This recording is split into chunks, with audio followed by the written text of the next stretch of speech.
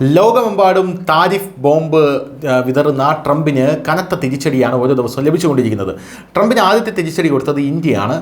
Tariff ബോംബിൽ India ട്രംപിനെ അനുസരിക്കാൻ മടിച്ചു. ഇന്ത്യ വ്യാപാര കരാറിൽ ഏർപ്പെടില്ല എന്ന് പറഞ്ഞു. ഇന്ത്യ നമ്മുടെ കർഷകരെ അവരെ കൊലയ്ക്ക് കൊടുക്കാൻ സാധിക്കില്ല, ട്രംപിനോട് പോമോനെ ട്രംപെ എന്നാണ് ഇന്ത്യ കൃത്യമായി പറഞ്ഞത്.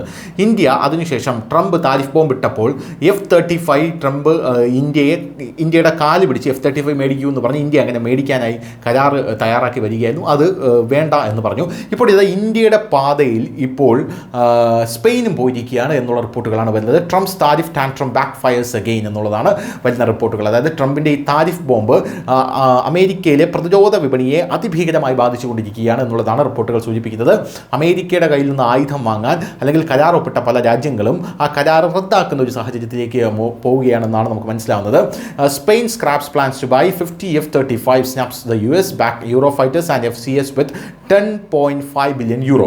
അതായത് 10.5 ബില്യൺ യൂറോ ചിലവാക്കി 50 F-35 വിമാനങ്ങളാണ് അമേരിക്കയുടെ കയ്യിൽ നിന്നും സ്പെയിൻ വാങ്ങാനായി പദ്ധതി ഇട്ടിരുന്നത്. എന്നാൽ ആ പദ്ധതിയിൽ നിന്ന് ഇപ്പോൾ അവർ പിന്മാറിയിരിക്കുന്നു എന്ന റിപ്പോർട്ട് പുറത്തു വരുന്നു.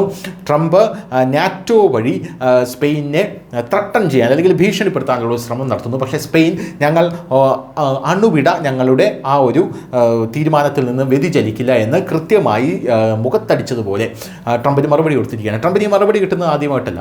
ആദ്യം ബ്രസീൽ പ്രസിഡന്റ് ലുലാ ഡാ സിൽവ പറഞ്ഞത്, ട്രംപ് ലുലാ ഡാ സിൽവയെ നോക്കി പറഞ്ഞു, ഈ ബ്രസീൽ പ്രസിഡന്റിന് എന്നെ വിളിക്കണമെങ്കിൽ വിളിക്കാമെന്ന്. ഉടനെ ലുലാ ഡാ സിൽവ പറഞ്ഞു, ഞാൻ നിങ്ങളെ വിളിക്കാൻ താല്പര്യപ്പെടുന്നില്ല, ഞാൻ നരേന്ദ്രമോദിയോ ഷീ ജിൻപിങ്ങിനെയോ വിളിച്ചോളാം എന്നാണ് പറഞ്ഞത്. ഇപ്പോൾ ഇതാ സ്പെയിൻ ഇങ്ങനെ ഒരു മറുപടി കൊടുക്കുന്നു. നേരത്തെ നരേന്ദ്രമോദി കഴിഞ്ഞ ദിവസം ഒരു മറുപടി കൊടുത്തിരുന്നു ഡൊണാൾഡ് ട്രംപിന്. അതായത് ഈ ചാലഞ്ച് ഞാൻ ഏറ്റെടുക്കുകയാണ്, അത് താങ്ങാനുള്ള കരുത്ത് എനിക്കുണ്ട്, അത് ട്രംപിനുണ്ടോ എന്ന് ട്രംപ് ആലോചിച്ചാൽ നല്ലതെന്നാണ് നരേന്ദ്രമോദി പറഞ്ഞത്.